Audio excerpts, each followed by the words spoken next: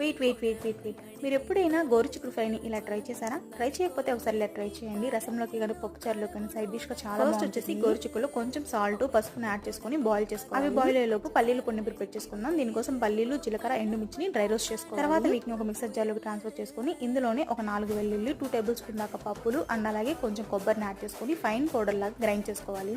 ఈ లోపు గోరుచిక్కుడు మంచిగా ఫ్రై అయింది కదా, ఇప్పుడు దీన్ని తాలింపు పెట్టుకుందాం. తర్వాత పాన్ లో 2 స్పూన్స్ దాకా ఆయిల్ యాడ్ చేసుకొని జీలకర్ర, తాలింపు గింజలు, ఎండుమిర్చి, ఆనియన్స్ అండ్ అలాగే కరివేపాకును యాడ్ చేసుకొని ఫ్రై చేసుకోవాలి. నెక్స్ట్ కొంచెం సాల్ట్ యాడ్ చేసుకోవాలి. ఆల్రెడీ మనం గోరుచిక్కుడుని బాయిల్ చేసుకునేటప్పుడే కొంచెం సాల్ట్ యాడ్ చేసుకున్నాం కదా. తర్వాత మనం ముందుగా బాయిల్ చేసుకున్నటువంటి గోరుచిక్కుడుని యాడ్ చేసుకొని మీ స్పైసీనెస్ తగినంత కారం యాడ్ చేసుకోవాలి. ఎందుకంటే ఆల్రెడీ మనం ఎండుమిర్చి కూడా యాడ్ చేసుకున్నాం కాబట్టి.